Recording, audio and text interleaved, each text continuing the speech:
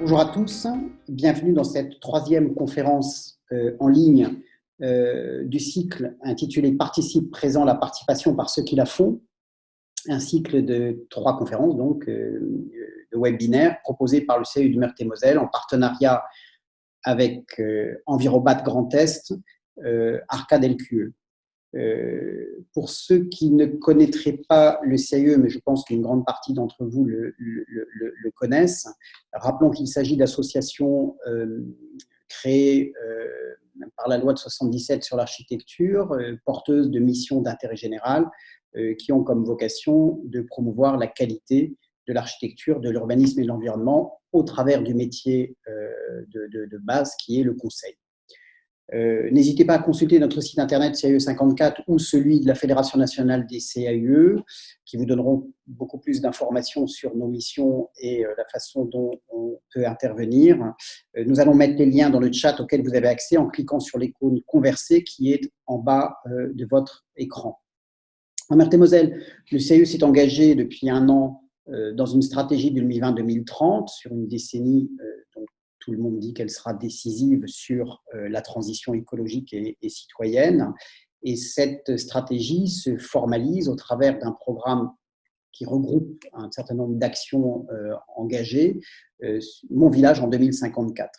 Il nous semble que pour mettre en œuvre de nouvelles pratiques de projet, minimisant l'impact carbone à toutes les échelles, que ce soit l'échelle d'un bâtiment, de l'espace public, d'un village, d'un système paysager complexe, voire du périurbain, de lotissement, qui impose un plus grand respect des ressources de la biodiversité, qui nous permet de nous adapter aux inévitables effets du réchauffement climatique. Nous devons nous appuyer sur l'intelligence collective.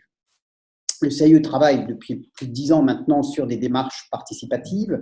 Il expérimente également la co-conception de projets, associant maîtres d'œuvre, usagers en phase de conception de projets. Les premiers retours d'expérience sont prometteurs et les collectivités, les maîtres d'ouvrage sont de plus en plus demandeurs de ce type de démarche. Pour nous, évidemment, vous l'avez compris, le faire avec les citoyens ne veut pas dire faire sans la maîtrise d'œuvre. Cette expertise et ce niveau de compétence qu'apporte la maîtrise d'œuvre dans toute sa diversité reste fondamental.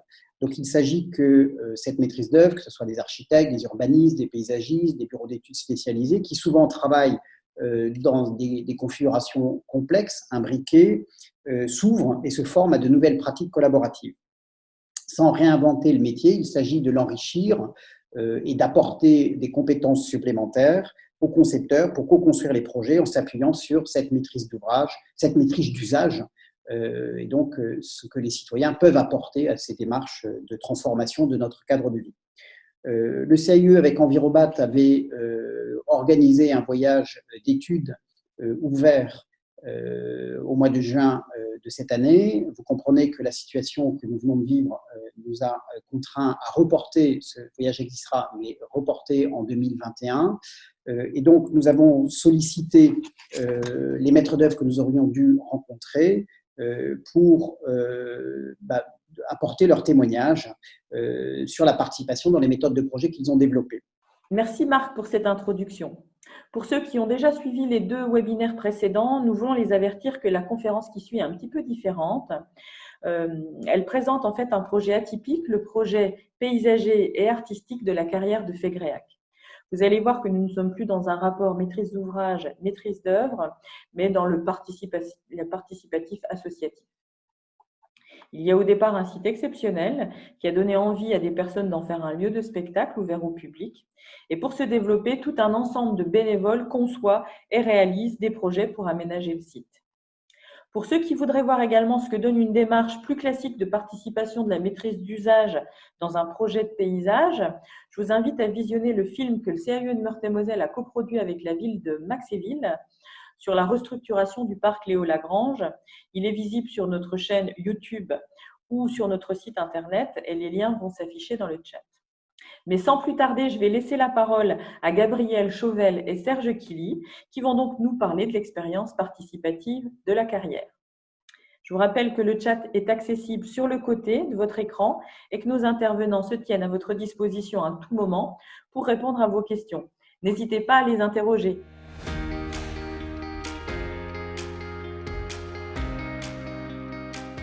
Donc, je suis Gabriel Chauvel, paysagiste. J'ai été entrepreneur et puis j'ai enseigné aussi dans une école de paysage pendant 28 ans.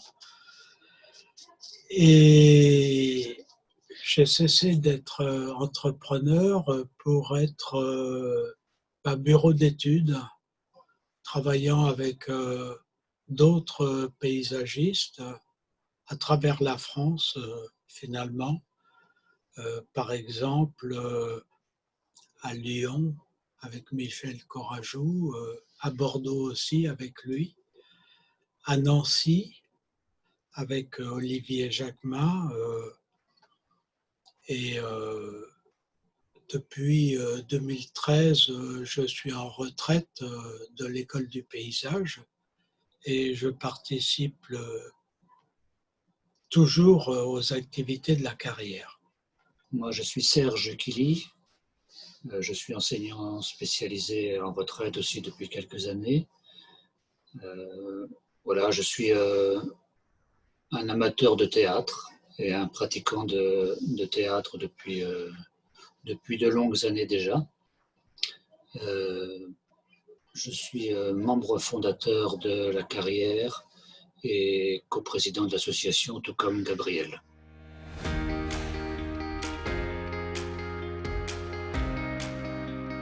L'association. Donc l'association La Carrière a été créée en 2005. Elle s'est créée autour de Gabriel au départ et de Christophe Rouxel qui était un metteur en scène, directeur d'une compagnie de théâtre, enfant du pays, avec quelques copains comme moi qui apportions peut-être l'aspect associatif, le monde associatif dans ce trépied. Voilà, la mission, l'objectif que s'est fixé l'association, c'était de mettre en place et de développer des activités artistiques et jardinières sur le site de la carrière, autour du monde du théâtre, par le biais du metteur en scène, du monde du paysage, on peut dire, de l'entreprise, de la réalisation par le biais de Gabriel. On s'est donné comme objectif premier de travailler sur la mise en place d'un spectacle sur le site.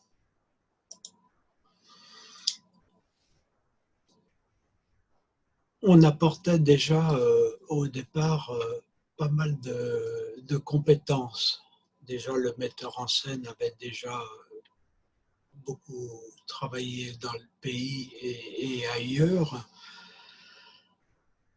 et avait quand même pas mal de relations dans le milieu culturel, local et plus largement. Mais aussi beaucoup de gens ayant des compétences en matière de charpente, en matière de gestion des espaces boisés, de serrurerie, des compétences cuisinières aussi. Et ça sera très important pour la vie de l'association. Et beaucoup de retraités, c'est-à-dire des gens qui pouvaient travailler dans la semaine, pas seulement le samedi. Et il y avait aussi des gens qui travaillaient dans la semaine et qui se rendaient disponibles le samedi. Des gens qui avaient des compétences en comptabilité aussi, des électriciens, des terrassiers, des gens qui avaient déjà une expérience d'acteur et des gens qui, comme Serge l'a dit, connaissaient le milieu associatif et avaient une petite idée de la manière dont il fallait l'organiser pour que ça fonctionne bien.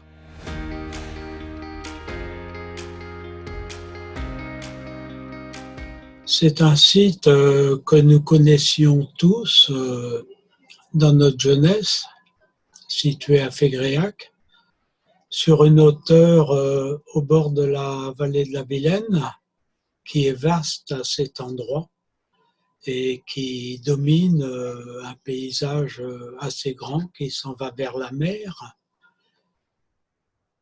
C'est une ancienne carrière désaffectée depuis 1939, mais qui a connu des moments d'exploitation industrielle avec des installations qui préparaient du granulat et qui le chargeaient dans des péniches passant sur le canal de Nantes à Brest. C'est un site donc boisé en périphérie. C'est une couronne de bois, de taillis, beaucoup de châtaigniers, et creusé en son milieu d'espaces dégagés, différents niveaux, notamment un niveau haut et un niveau creux, on va même dire, et d'autres espaces aussi, mais tous entourés de bois. C'est un site, il faut le dire, par rapport à notre projet que nous maîtrisons entièrement. C'est un site privé, mais dont l'association a la maîtrise complète grâce à un bail emphytéotique de 30 ans. C'est un site pittoresque qui, en dehors de ça, comporte donc les ruines d'exploitation de la carrière, des chemins d'accès anciens qui datent de l'époque de l'exploitation.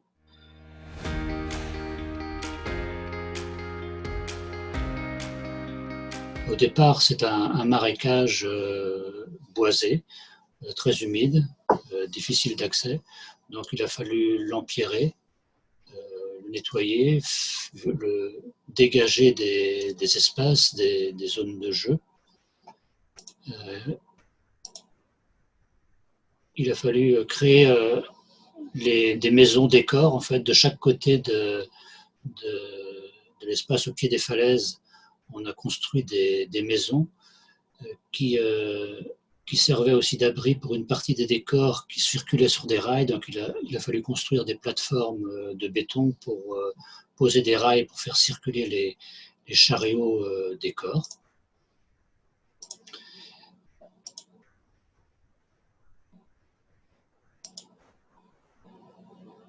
Beaucoup de gens, des centaines de bénévoles ont participé à la réalisation de tous ces travaux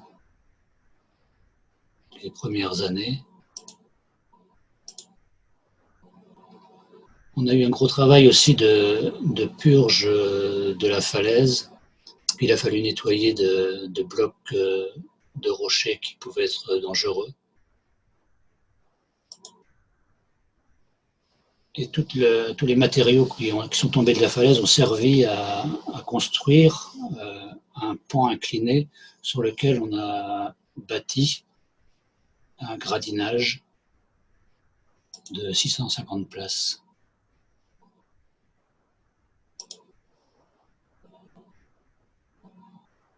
Assez rapidement, on a ressenti la nécessité d'avoir un espace propre à se mettre à l'abri, à se restaurer, à se retrouver, chose qui n'existait pas puisque toutes les constructions qu'on avait faites étaient des constructions de théâtre. Et assez rapidement, donc, on en est venu à l'idée d'édifier un hangar sur la partie plate de la carrière, là. Et donc, on a construit ce hangar.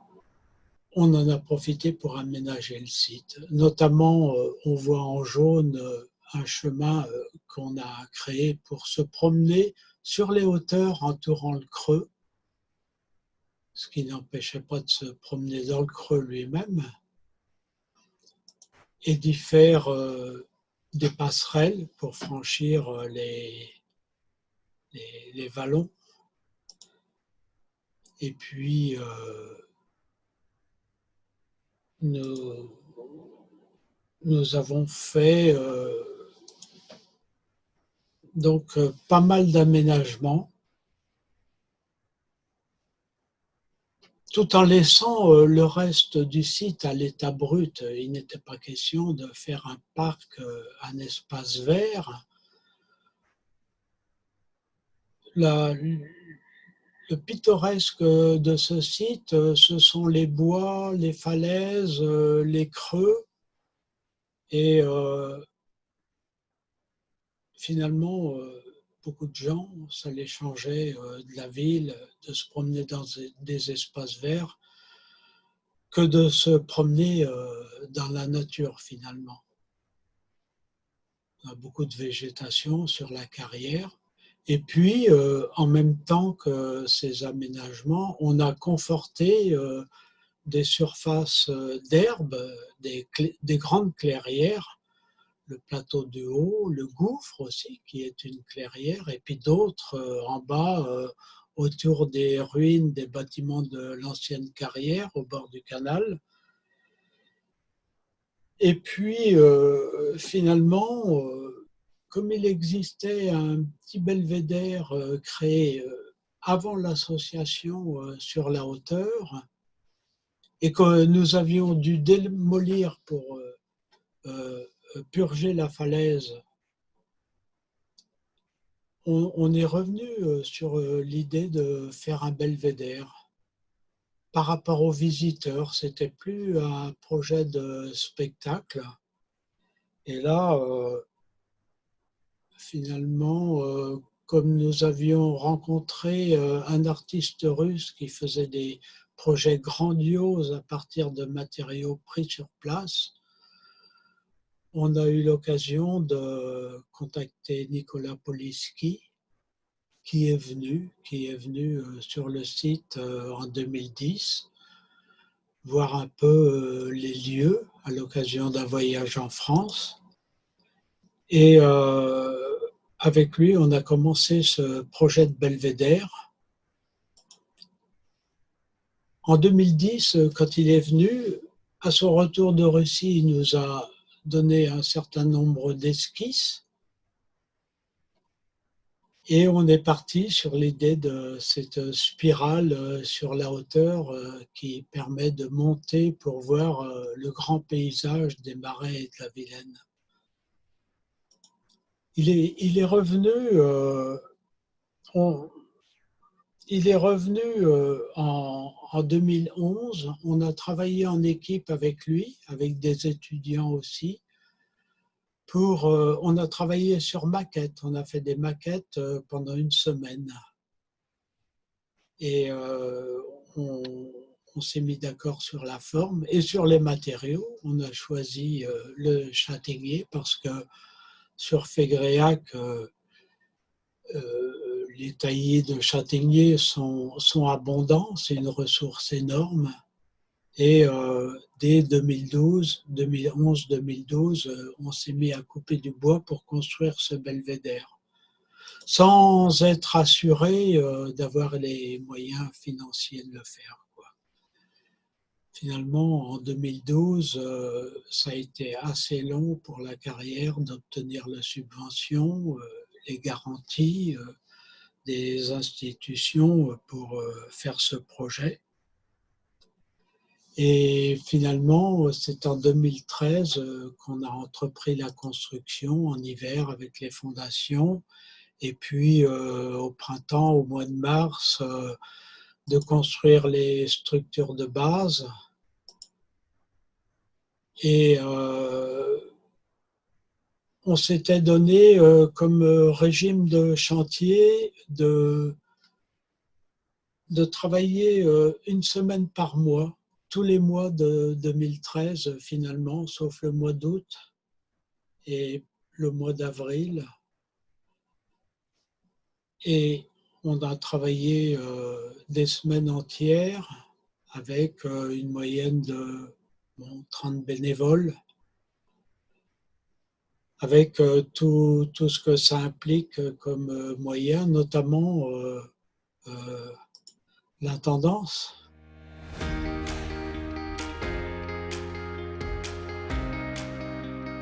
On peut dire que cet ouvrage, c'est 630 jours de bénévoles, donc 630 repas. Ça donne l'échelle. Le principal de la dépense et de l'énergie est là, quoi, finalement. Les gens et l'intendance.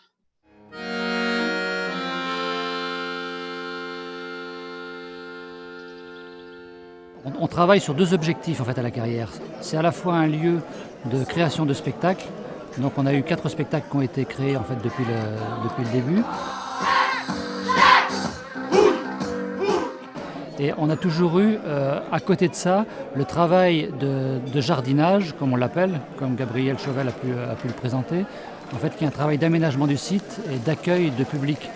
Et ce travail-là a toujours fait appel à un nombre important de bénévoles. La municipalité a sollicité l'association pour mettre en valeur le site du château. L'enjeu, c'est d'abord de conserver un patrimoine qui a tout un passé historique extrêmement riche. Le travail qui a été réalisé sur ce site au mois de mars avec une équipe de bénévoles de Rieux a été d'abord d'abattre un certain nombre d'arbres. Donc l'intervention de l'artiste russe Polisky va nous permettre, en plus de faire cette restauration, d'ajouter une œuvre artistique tout à fait exceptionnelle. Le projet Nicolas Polisky va permettre de mettre en valeur les arbres qui vont être abattus plutôt que de les utiliser pour le chauffage.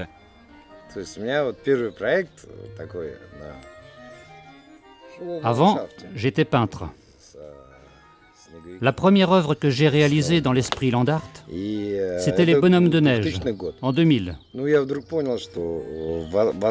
C'est à ce moment-là que j'ai compris que l'expression artistique n'avait pas de limite. Il faut faire l'état des lieux des arbres pour voir là où ils sont et comment on construit sans déplacer beaucoup le bois. Au sommet de la carrière, on a une très belle vue à, 270 degrés. Pour moi, c'est très intéressant de voir comment les gens peuvent cohabiter dans la nature, en travaillant avec. 11, 10, 9, 8, 7, 6, 5. Alors il faudrait mettre ça 4. L'influence des calculs peut remettre en cause certaines choses qu'on croit définitives. Notamment le nombre de piliers centraux. On était parti sur 4 sur la maquette.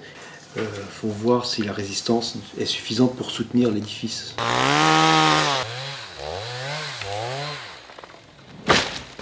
À midi, on aura terminé. C'est ce qu'il nous faut pour le belvédère, il nous faut du gros bois. Il nous le vend sur pied, on a convenu d'un volume de 73 mètres cubes. Après, on va sortir toutes ces perches-là, mais avec un débardeur, un professionnel, parce qu'il y en a vraiment beaucoup. On va commencer de toute façon par prendre les 4 plus grosses qui vont faire le noyau central, les 4 plus belles, les 4 plus sûres, quoi. Tu sais, les formes peuvent évoluer sur le chantier avec Polisky. On peut décider de les laisser dépasser. Enfin, on se méfie avec vous, vous êtes bien capable de tout. Polisky aussi, tu sais. Ouais. J'imagine le temps que j'aurais mis, ou qu'on aurait mis à charger ce bois-là dans une remorque de tracteur et à le transporter. Je crois qu'on aurait mis une semaine. Quand Gabriel a présenté ce projet, qui était assez innovant et dire on ne voyait pas toutes les difficultés qu'on allait avoir, mais enfin qui était quand même ambitieux et puis un peu fou comme tous nos projets. Tout le travail de ce matin, c'est d'assembler les 2 grandes perches verticales, les lier entre elles, puis après ça va former ce qu'on va appeler un portique. On va le soulever et le fixer sur les plots, qui ont été coulés au début janvier. Et puis après, demain, après-demain, on fera le 2e portique qui sera assemblé au premier. Et donc la tour, les 4 poteaux centraux seront posés et donc là, le cœur du belvédère existera. Arrête, on va bousiller la machine. T'es dans l'acier là. C'est bon? Salut François. Oh bah alors. Putain, yes ouais. On va essayer de voir si ça... Parce que j'ai peur, c'est qu'elle touche l'acier et qu'on va te baiser pour mettre les cons. Personne ne veut éteindre le groupe électrogène, je peux pas tout faire en même temps. Tout l'enjeu de cette partie-là, c'est le noyau qui tient, quoi, qui tient, c'est le seul à avoir des fondations. En fait, on n'a pas encore beaucoup de confort de chantier. Quand on va sentir qu'on a un peu de disponibilité, on va construire une cabane. On va être dans le talus.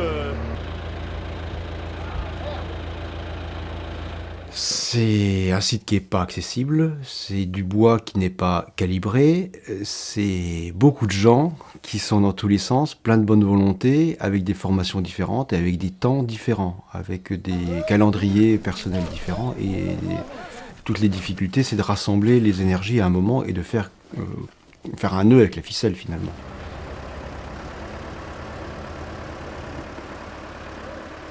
C'est la première fois que je fais ça. Et bon, il y a un début à tout. Mais allez, on y croit, hein. On y va. Ça va aller, ça va aller. Pas de problème. On n'a pas eu les compétences, on va dire, d'ingénierie qui étaient nécessaires comme on l'attendait, au moment où on l'attendait. Mais on a retrouvé ces compétences d'ingénierie et d'ingéniosité sur place en faisant. Mais ça n'empêche pas qu'il y a un certain nombre de choses qu'on a fait et qu'on a défait parce qu'ils sont à l'envers. Allez, avance! On n'est pas au centimètre près. Ouais. On est bon? On bloque comme ça. Ouais. On est bon? On passe aux béquilles. Ouais. On va y aller à la main. Voilà, bien content que ça soit là-haut. Mais il y en a un deuxième à monter. Il faut que les deux portiques soient debout et contreventés, même si on doit bosser samedi. Hein. J'aime pas les oignons. Non, tu soupe? Je peux pas glisser. Avec plaisir. Allez, hop. Ça fait une fontaine. C'est vrai qu'ils sont mignons. Hein.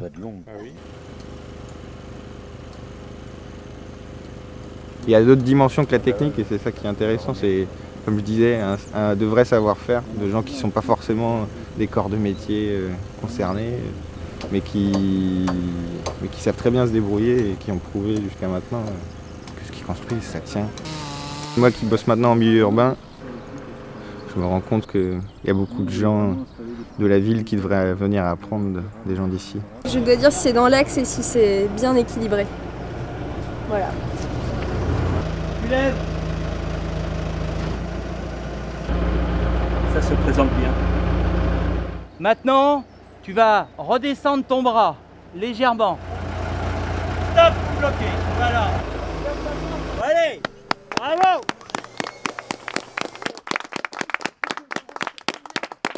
Là, je pense que maintenant, c'est bon, quoi. On va y arriver. Le platelage a été terminé hier. Et puis là, on commence à mettre les poteaux périphériques. Et on a cette grande traverse diagonale que notre grand ami russe nous a demandé. Donc voilà, la posée, un peu trop longue, il a fallu la rallonger.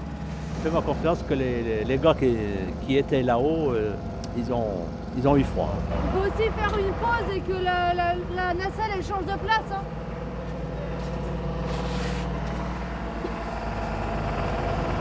C'est du collectif, alors du coup on ne cherche pas à parler plus fort que les autres, c'est ça qui est intéressant. Ouais, on vous laisse travailler les gars entre midi et 2, on va prendre un apéro.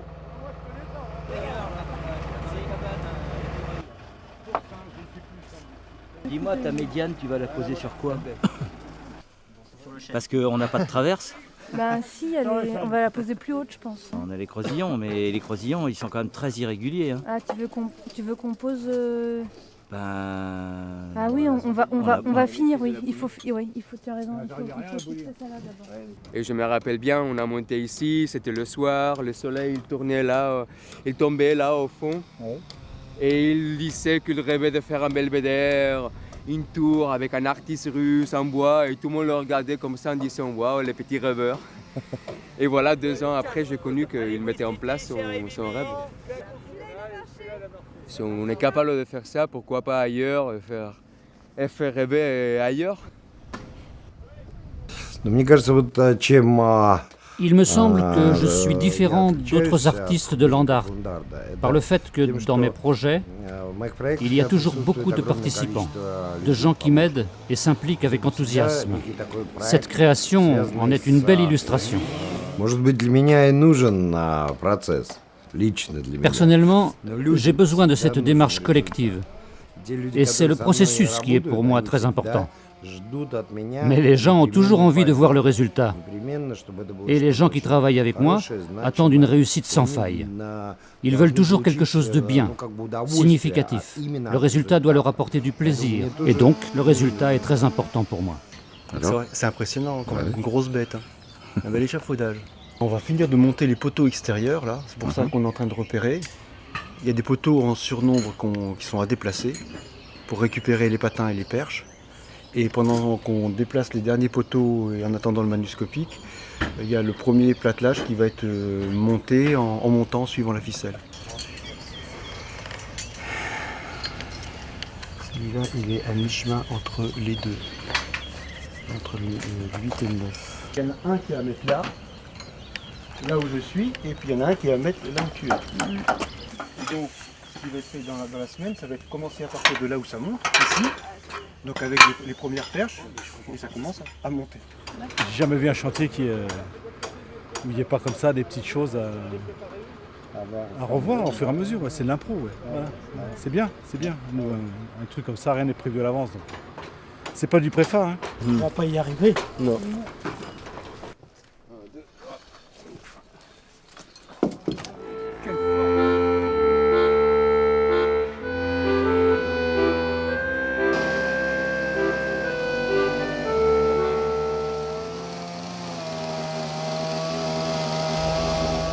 Ce platelage, il a fallu le préparer. Donc il y avait 3 personnes au sol qui préparaient le platelage. Donc d'abord l'écorcer pour le dégauchir en fait, pour que les planches soient droites. Et ensuite faire des plats de chaque côté pour que ça puisse venir poser sur les solives et que ça tienne correctement. Voilà.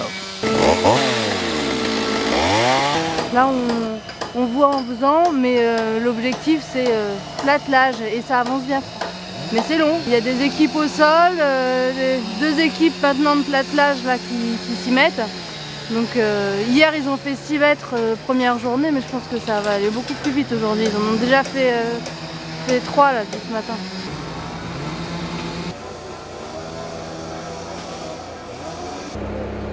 Depuis janvier, on voit que de mieux en mieux. Depuis les 4D béton, et on se dit ah mais oui ça va être comme ça. Et là, avec la passerelle, c'est super. Quand on prend le chemin, c'est vachement agréable et ça donne aussi le sens à ce projet qui cherche à faire le lien entre les 2 rives.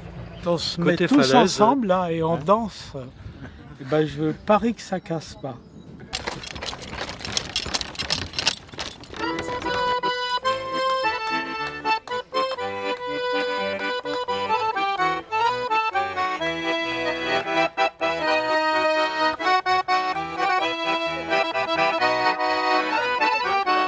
Ça me fait penser à la tour de Babel.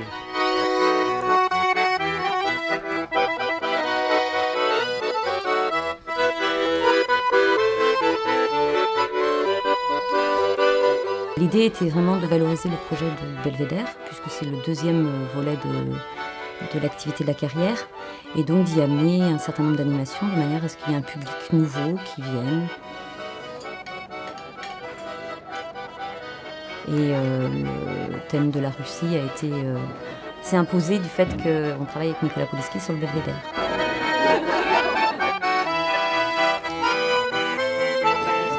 Si on faisait un week-end, autant que ce soit un week-end pour mettre en valeur le Belvédère, le projet du Belvédère, puisque c'était un peu notre année était un peu consacrée à ça. Donc on y est presque, hein, la plateforme est là. Donc on est quasiment rendu en haut. Comme ça, ce sera prêt pour l'arrivée de Poliski. Il n'y aura plus que le bardage à mettre. Avant qu'il vienne le 16, on voudra avoir fini le chemin pour ne plus épiloguer là-dessus et se consacrer au bardage avec lui. Tu vois, il y a tout ce vide là qui ne sera pas accepté, qui n'est pas acceptable. Gabriel, je t'amène ta femme. Après, c'est Nicolas Poliski qui va trouver l'idée, on va dire. Là, c'est une semaine préparatoire au chantier Poliski. On est toujours en train de faire du platelage. On a 12 mètres à faire en haut. On a quand même 190 mètres de rambarde, bardage à faire. Si c'est pas fini, on finira par la suite.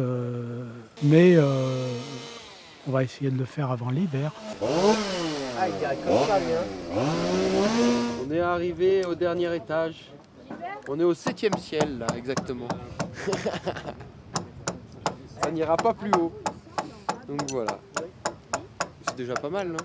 On n'aura pas tout fini, mais ça donnera une belle allure au belvédère pour l'inauguration. Aujourd'hui, on va continuer le bardage sur le pourtour du belvédère pour montrer comment faire. Et demain, pendant qu'on sera à Rieux, vous pourrez continuer. Il a dit qu'il y avait une faute ici, la construction. Il a dit, est-ce que vous allez reprendre? Oui, mais ils ne se rendent pas compte de ce qu'il a dit. Pour nous, ce que ça donne. Si vous avez assez, par exemple, pas assez de matériaux, ils ont des idées que vous pouvez faire comme ça. Le clou doit être plus long. Oui, on a compris, mais on n'a pas. Нету. Celle qui est mise, il faut la doubler en bas. Il y a 200 mètres à remettre. Il a dit que vous pouvez faire, mais il faut attendre que Nicolas il arrive, après vous allez décider avec Nicolas. Il veut que ce soit effectivement fait comme il l'a dessiné. Donc il va falloir barder, couper du bois, et puis attendre le printemps prochain à mon avis pour finir tout ça. Il va falloir beaucoup de bois. Mais c'est ça qui va donner la forme de toute façon finale. И главное, что все люди, которые здесь работают, они все имеют Chacun a ses idées, mais on arrive à trouver ensemble, malgré l'obstacle de la langue, les solutions aux problèmes qui se posent. Tous, Russes et Français, on travaille dans le même sens. Donc on n'est pas dans le même monde, on n'est pas dans la même direction. Tu vois. Nous on est plutôt dans l'allègement, dans le côté très dépouillé et de priorité au passage et aller en haut. Et eux c'est dans le volume, quoi. Il faut 900 perches. On continuera, hein. On va pas faire autre chose en l'absence de Poliski. Hein.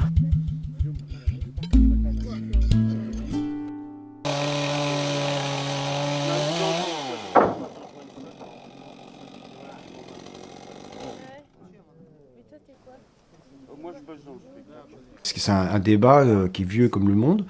C'est pas un conflit, c'est l'œuvre de Poliski que l'on doit faire. Donc on sait au service de qui on est, mais c'est quelque chose qui n'est pas naturel pour nous. Le débat, le conflit, il est intérieur entre la propre conviction et celle pour laquelle on travaille. Poliski pense par rapport à un objet, et par rapport à un objet qui se voit de loin, qu'il veut fermer, individualiser, ériger donc vers le haut, et c'est pas du tout la même chose.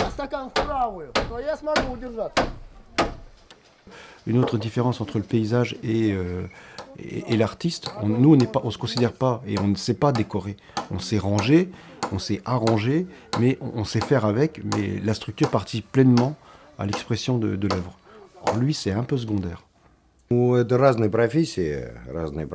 Paysagistes et artistes sont deux métiers différents. Leurs objectifs sont également très divergents. Le paysagiste comprend la vie de la nature, ses processus. Il sait comment intervenir, comment travailler avec. Son travail est moins égoïste que celui d'un artiste. Il n'y a que 90 cm là, c'est ce que je veux dire. Ce sont des adultes qui sont présents uniquement, mais de jeunes adultes jusqu'à retraités, des actifs, des gens qui sont en formation, des gens qui ont toutes sortes de compétences. Il y a vraiment une diversité de gens, mais c'est la même énergie. Chacun vient apporter humblement ce qu'il a apporté. On va être entre 4 et 5 000 heures de travail sur cette histoire. C'est celui-là qui est difficile à... Ouais, tu filmes le bois. Mais on va l'avoir. Filme après. On va dire ça comme ça. Ce qu'on a vécu ici, c'est vraiment très pédagogique et ça ne fera pas tache d'huile immédiatement, ça se diffusera.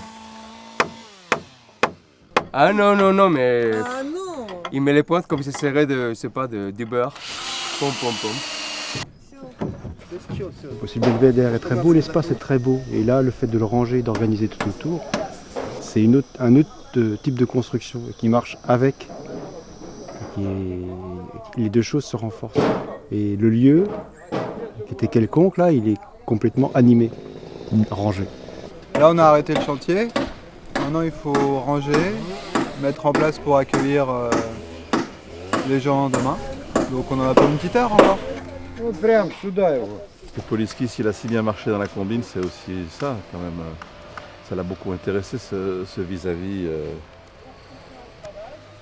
Puis là, la finition de ce qui s'est passé cette semaine, ça va être attractif quoi, pour les gens. Je crois que c'est ça qui est important. Parce que sinon, ça pouvait rester un peu un télo. On viendra voir, Gabi, dans 4-5 ans. Moi, sans doute que l'échéance sera passée. Oh Donc, de l'autre côté, il n'y a pas de problème parce que tu montes sur un truc et puis enfin, quand ça sera accessible, tu montes sur un belvédère. Bon.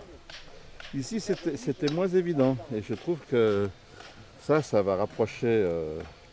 Il y a déjà des demandes pour que les oiseaux montent pas trop, que certains restent visibles.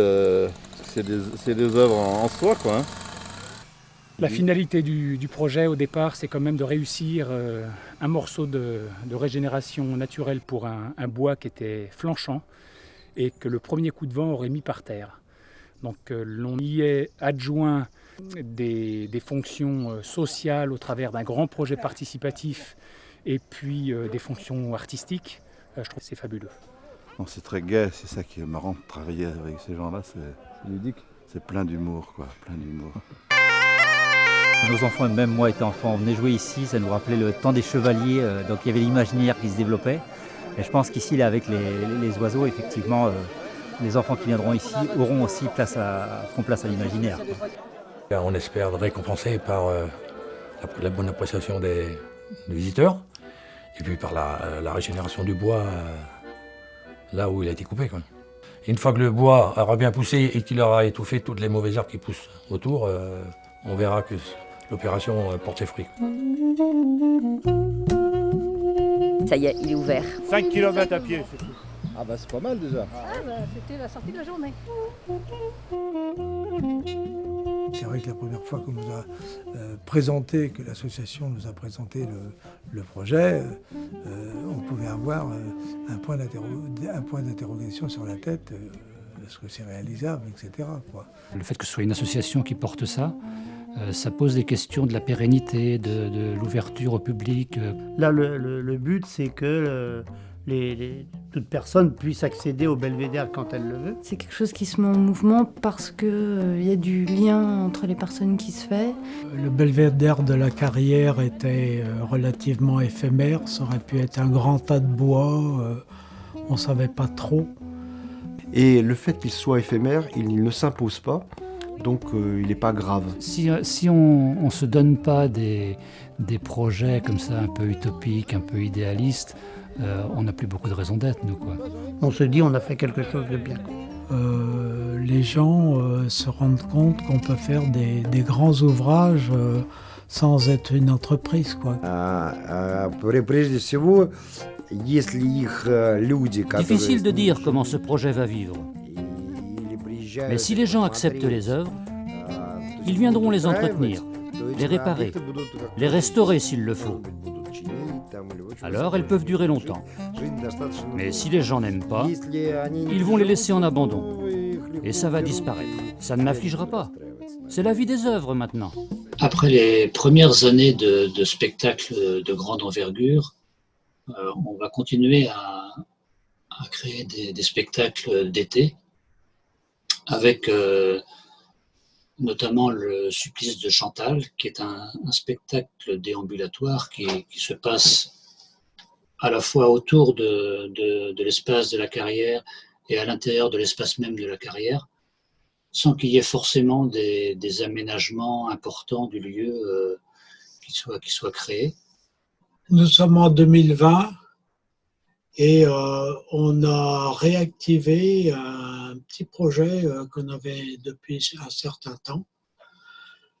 C'est que la carrière est au bord du halage du canal de Nantes à Brest où en été il passe beaucoup de monde par jour.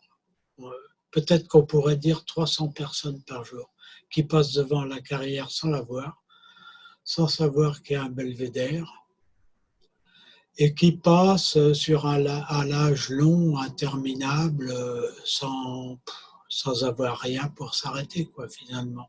Quand il fait chaud, imaginez, ou quand il pleut. Finalement, on a eu envie de faire une halte pour ce halage et on l'a entrepris. Le moyen principal qu'on s'est donné, ou le système, ça a été de reprendre des étudiants en stage, comme on l'avait fait en 2013. Prendre des étudiants en stage, ça veut, pour un mois, c'est quand même important. Ça veut dire qu'il faut qu'on s'engage sur un projet à aboutir, et c'était la halte. Donc on a travaillé tous les jours avec des étudiants, 4 étudiants, voire 5, ça dépendait, et avec des bénévoles aussi qui se relayaient chaque jour selon les compétences et les travaux qu'il y avait à faire. On avait décidé de faire une passerelle sur le contrefossé parce qu'il fallait franchir un contrefossé important pour aller du halage à la plateforme de la vieille usine de la Carrière,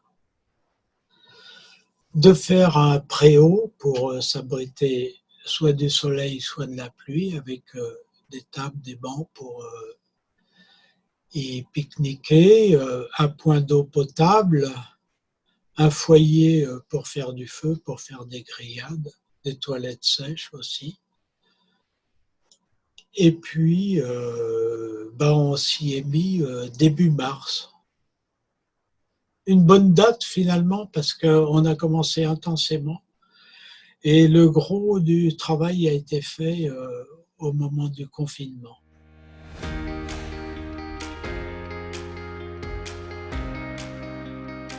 Donc, il nous semble important de vous dire, à vous, aménageurs, que nous, on n'a jamais finalement, ou en tout cas au départ, cherché à aménager un site pour y faire du théâtre. On a commencé par faire du théâtre dans un site. Et toute une série de créations qui ont construit des choses en même temps pour les besoins de la mise en scène et sous la direction du metteur en scène. Le paysagiste ou les paysagistes qui étaient là apportaient surtout leurs compétences techniques par rapport à la faisabilité des terrassements, du travail sur la végétation, de la qualité aussi des espaces, du dimensionnement, mais toujours au service du metteur en scène. Et ça a laissé finalement un ensemble de constructions liées à la mise en scène ou à la vie autour des spectacles, comme le hangar par exemple, et puis à des envies aussi, il faut le dire, plus paysagées, comme le Belvédère, mais